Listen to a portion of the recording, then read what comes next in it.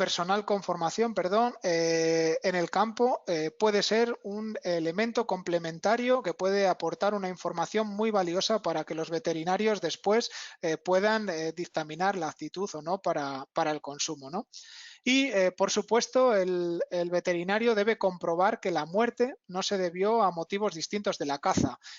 Sí que la normativa, tanto para animales domésticos como para animales silvestres, nos dice que ningún animal que haya muerto por otra causa que no haya sido el sacrificio en matadero o en este caso el lance cinegético deba ser destinado al consumo humano. Un animal que ha muerto por accidente, por una enfermedad, por otro problema, no debe ser en ningún caso destinado a consumo humano.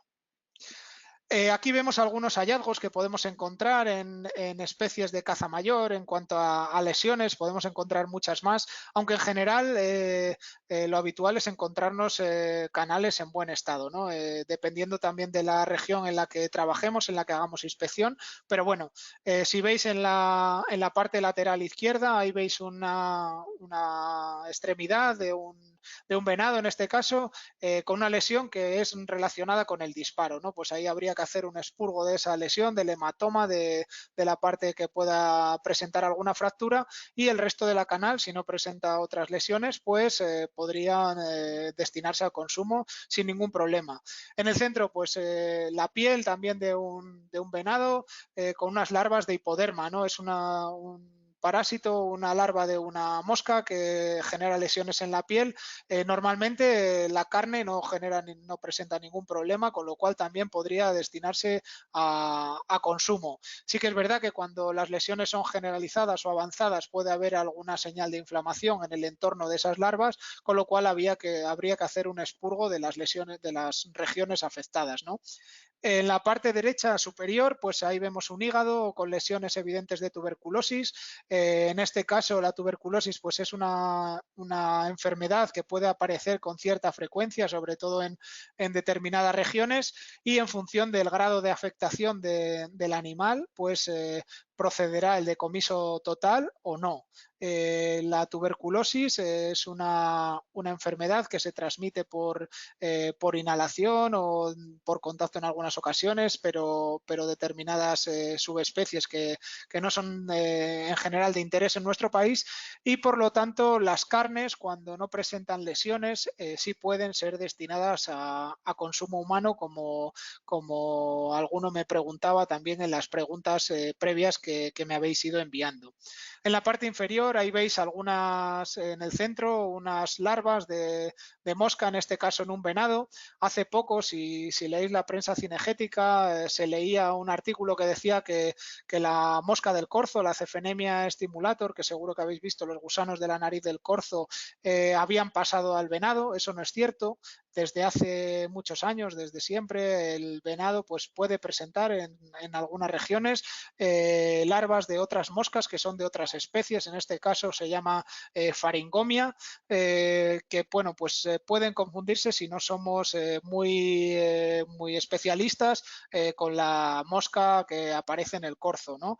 Pero en general, pues eso tampoco tiene por qué dar lugar al decomiso de la canal. Simplemente es una afección bastante localizada a nivel faríngeo, a nivel de laringe, de fosas nasales, que, bueno, aparte de ser bastante desagradable, no supone un mayor problema.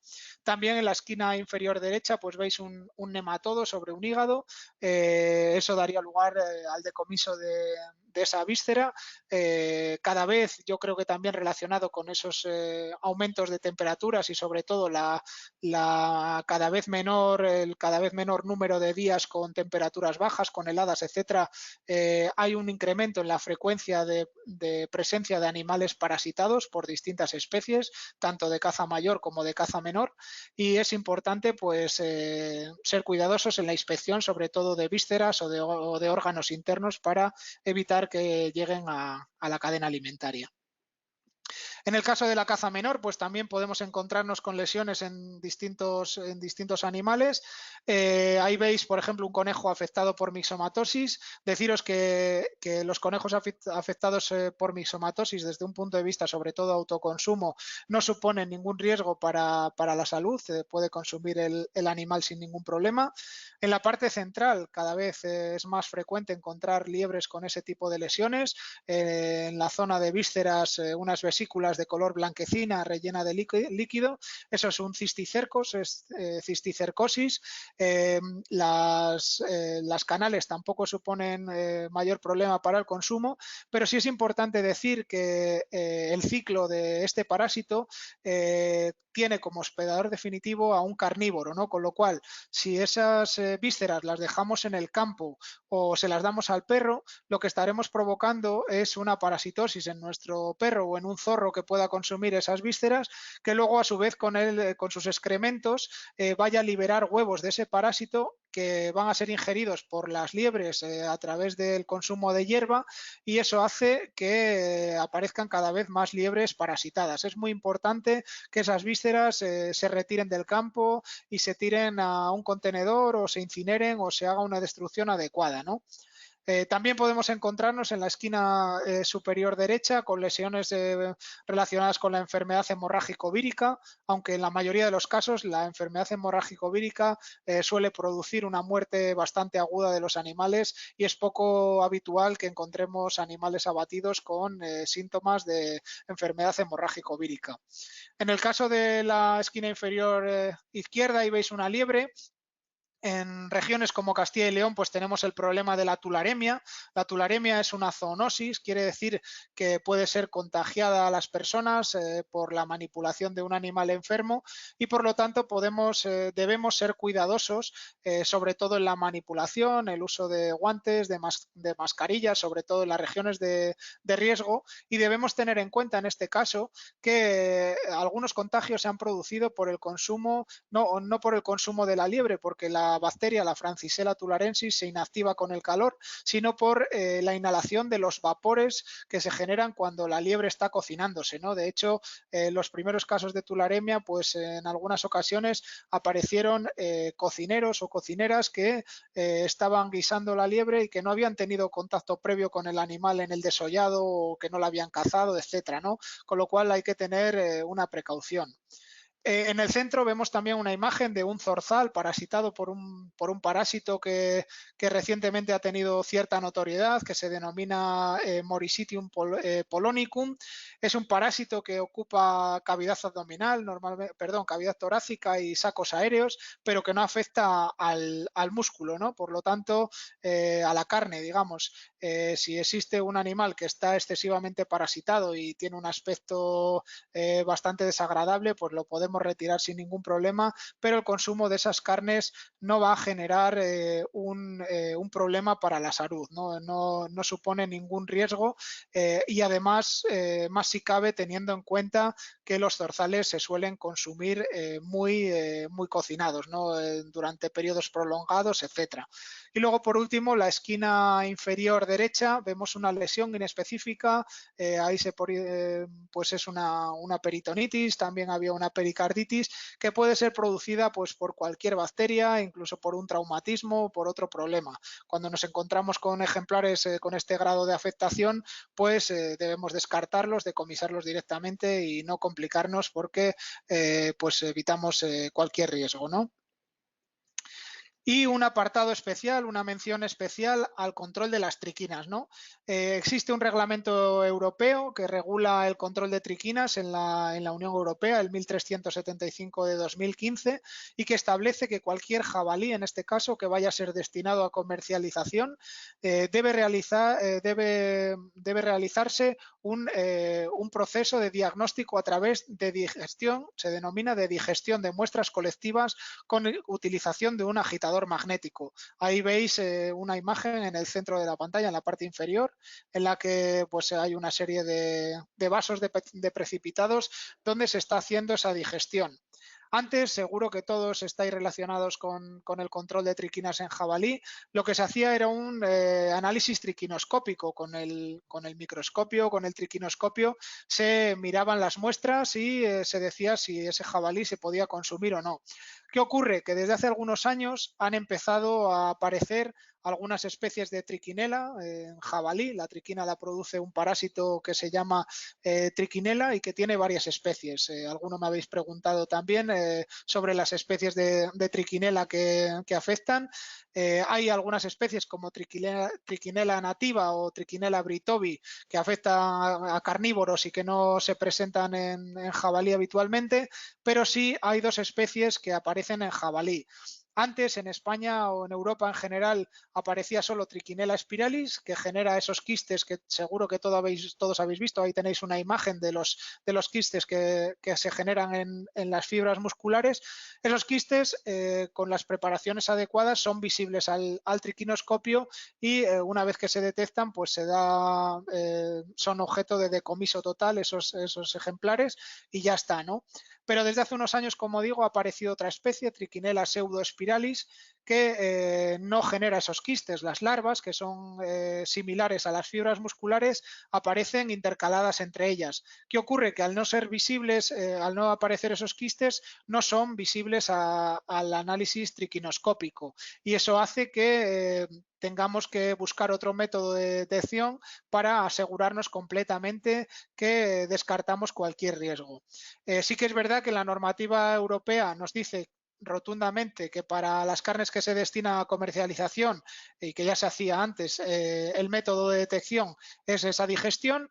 Sin embargo, deja a criterio de los países miembros el determinar si por el bajo riesgo de presentación de Trichinella pseudospiralis todavía en algunas regiones se puede seguir haciendo ese diagnóstico mediante triquinoscopía para ejemplares que se destinan a autoconsumo. Y de hecho, algunas comunidades autónomas todavía permiten que se pueda diagnosticar triquina por triquinoscopio en jabalíes que vayan a ser destinados a autoconsumo, pero es necesario consultar la normativa de cada una de las comunidades para asegurar este extremo, ¿vale? Y por último, ya para terminar brevemente, que ya estamos en tiempo de finalización, un par de diapositivas sobre la gestión de los subproductos de origen cinegético, ¿no? El año pasado se publicó el Real Decreto ese que veis ahí, de aplicación para cacerías de más de 40 puestos o de más de 20 piezas abatidas, en las que se establecen los criterios para la gestión de los subproductos que se generan, de los intestinos, de las vísceras, etcétera, que se generan en ese tipo de cacerías.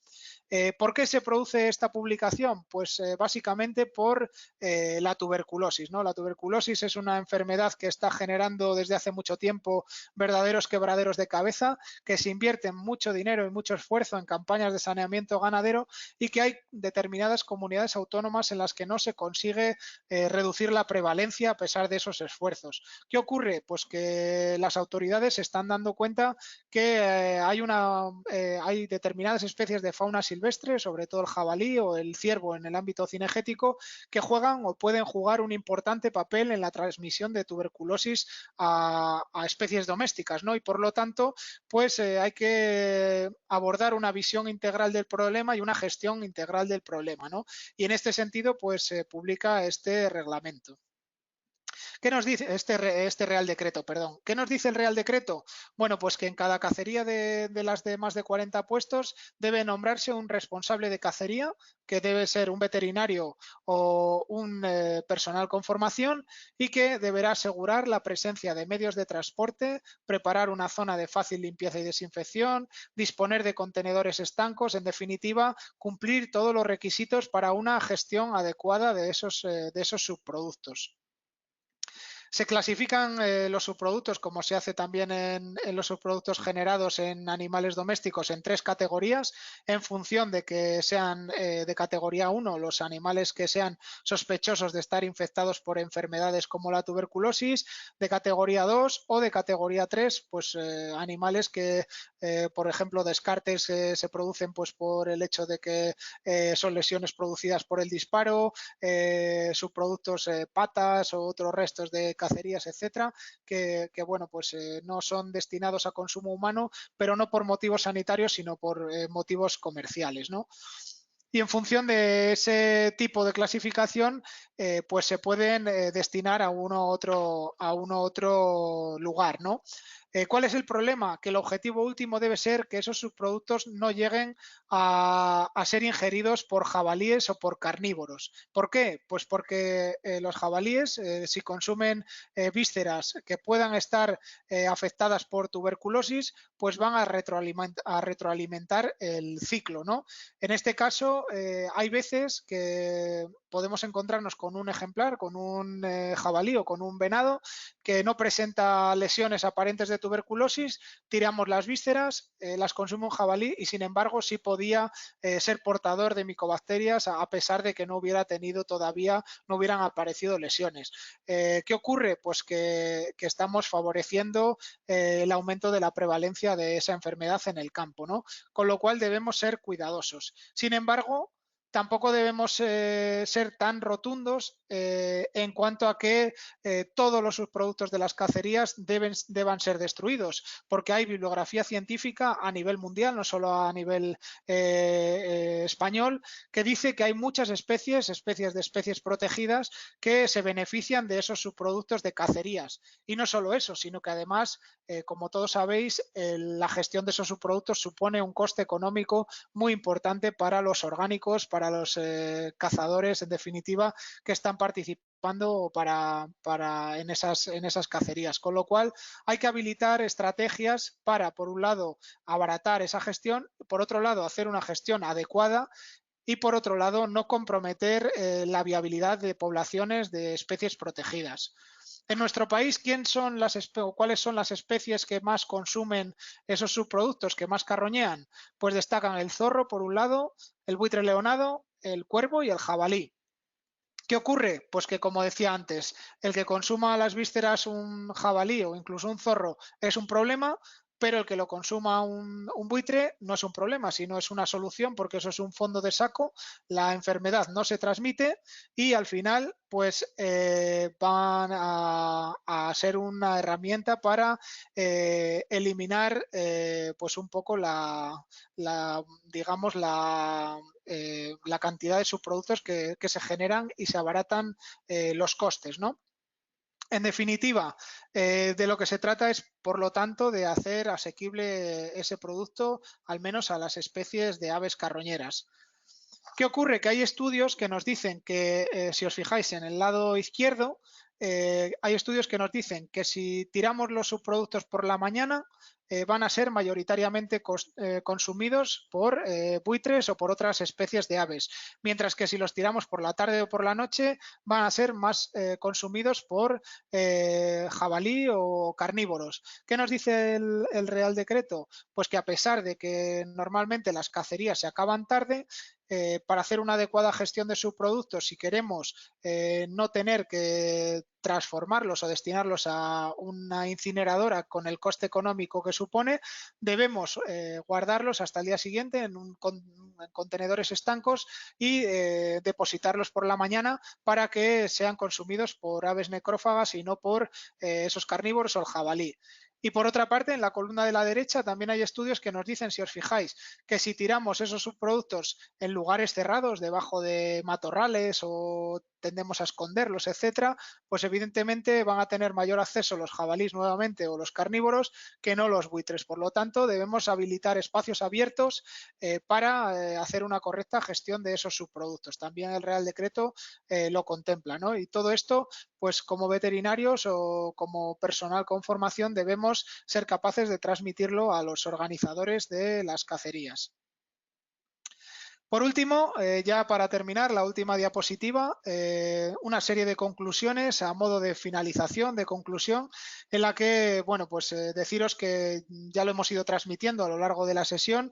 La carne de caza silvestre es un producto que pues cuenta con numerosos riesgos, pero desde luego que esos riesgos no son mayores, como decíamos, que los que puede presentar un animal de abasto.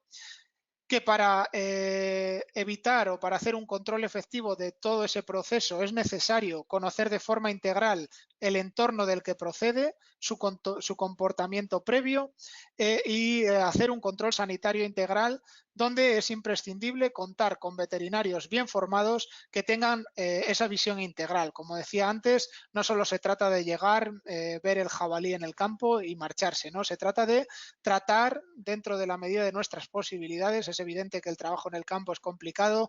Los que hemos hecho monterías, pues no siempre nos encontramos con las mejores condiciones para trabajar y no siempre pues se aporta la colaboración suficiente. También es necesario que todos los actores estemos coordinados y colaboremos en el mismo sentido, pero es esencial contar con esos veterinarios bien formados para que en el campo el trabajo sea eficaz.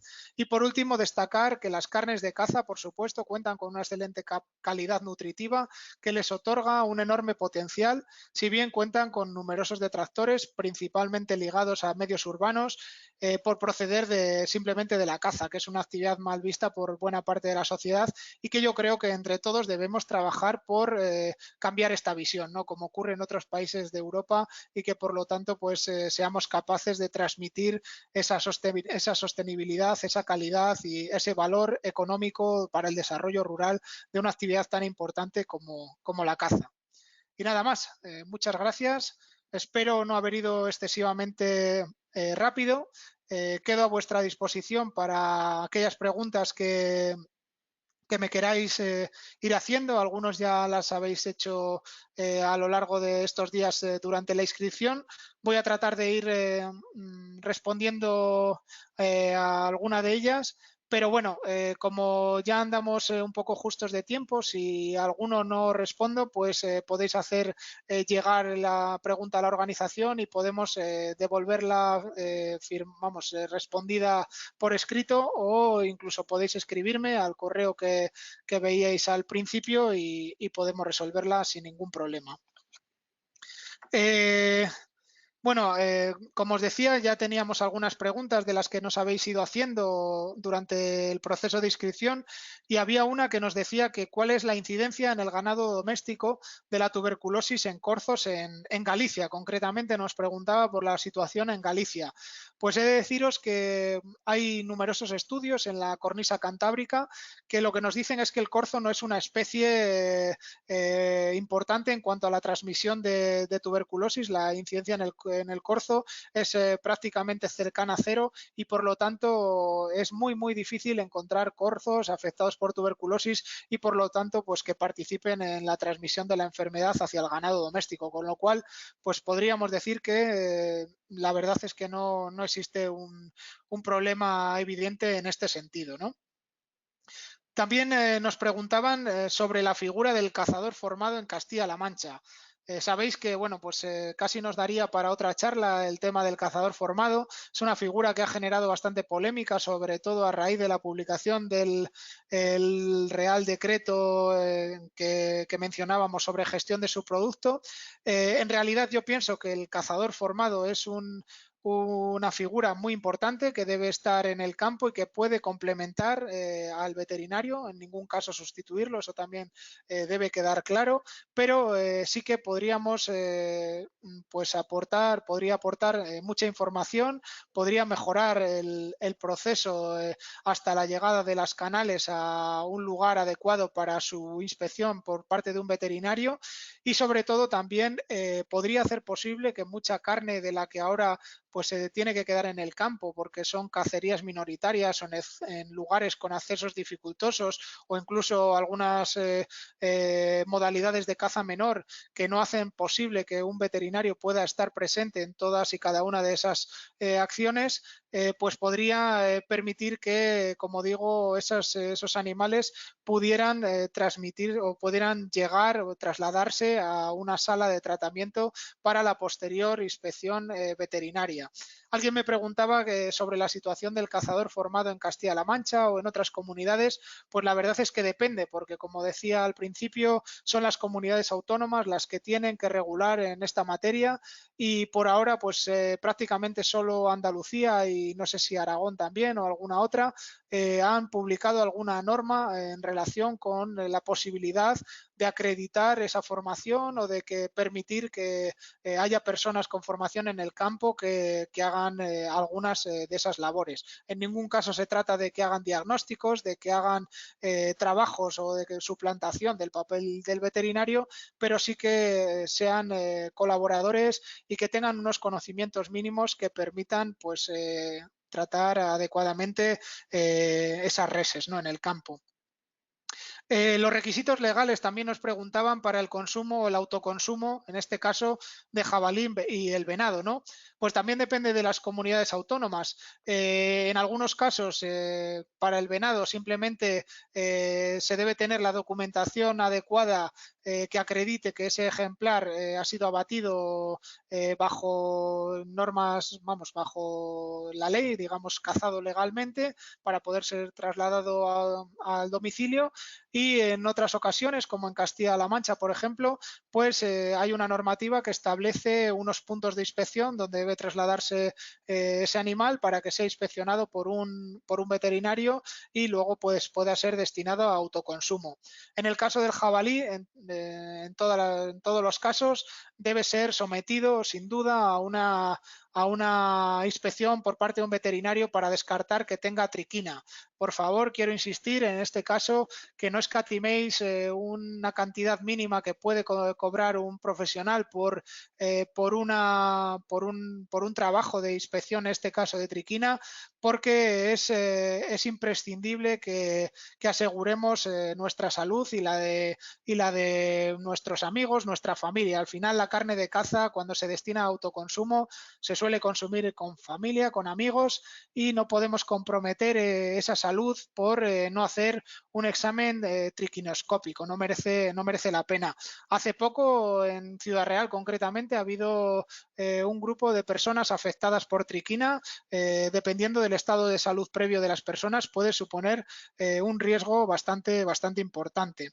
Alguien me decía que si es suficiente la congelación de carne durante 3 meses para evitar la triquina. Pues la verdad es que no. Hay bibliografía que acredita que algunas especies, sobre todo en condiciones de congelación doméstica, digamos, en congeladores de casa que no tienen la misma potencia que un industrial o etcétera, hay especies de triquina que no se inactivan durante un periodo prolongado de congelación, ¿no? Con lo cual, pues puede ser un problema importante, un riesgo importante, sobre todo si luego esas carnes se destinan a elaboración de productos frescos o embutidos, etcétera, ¿no?, que son quizás las fuentes principales bueno, pues de riesgo, ¿no?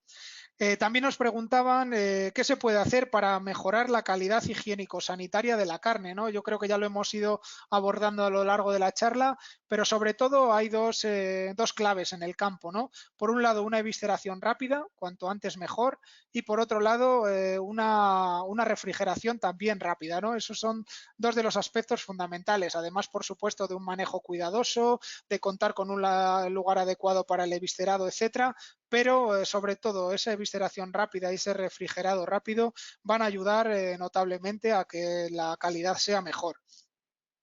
¿De dónde se cogen las muestras para el análisis de triquina en el jabalí?